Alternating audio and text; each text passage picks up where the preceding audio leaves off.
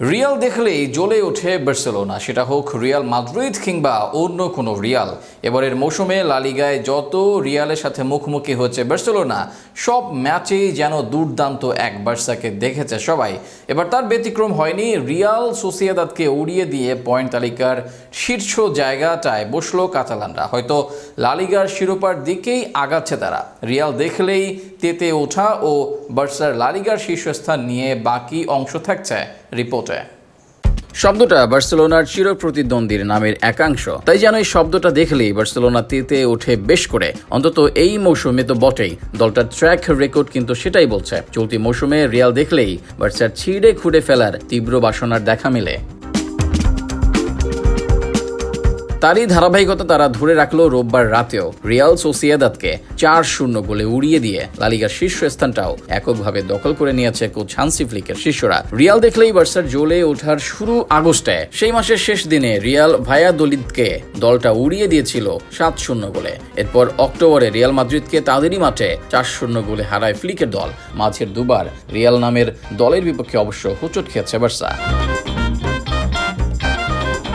Barca আবার ধারায় ফিরল মাদ্রিদকে দেখে স্প্যানিশ সুপার কাপের ফাইনালে। সেবার 5-2 গোলে হারালো চিরপ্রতিদ্বন্দ্বীদের।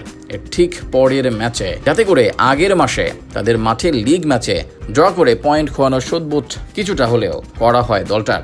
আরও এক রিয়াল যাদের মাঠে হোঁচট খেয়েছিল কাতালানরা, সে দলটা ছিল রিয়াল সোসিয়েদাদ। ডিসেম্বরে তাদেরই মাঠে 1-0 গোলে হেরেছিলেন রাফিনিয়ারা। সেই সোসিয়েদাদই রোববার রাতে ছিল বার্সার প্রতিপক্ষ। তাদের দেখে এবার তেতে উঠলেন বার্সার তরুণ তুর্কিরা। জেরার্ড মার্তিন আর মার্ক কাসাদো দুজনেরই বার্সার হয়ে অভিষেক গোলের দেখা পেয়ে গেলেন এ রাতে। কাজটা সহজ হয়ে গিয়েছিল। রোনাল্ড আরাউহো আর রবার্ট লেভানডোস্কির গোলে 60 মিনিটেই ম্যাচটা সব হিসাব নিকাশ শেষ করে দেয় বার্সা।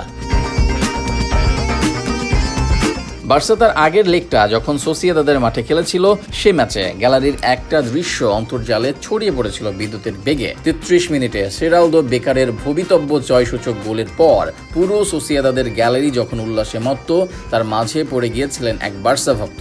বহু কষ্টে দাঁতে দাঁত চেপে দাঁড়িয়েছিলেন সোসিয়েদাদ অধ্যুষিত গ্যালারিতে। ফিরতি লেগে সে দলটাকে এভাবে উড়িয়ে দেওয়াতে তার চেয়ে খুশি নিশ্চয়ই কোনো ভক্ত হননি রোববারে।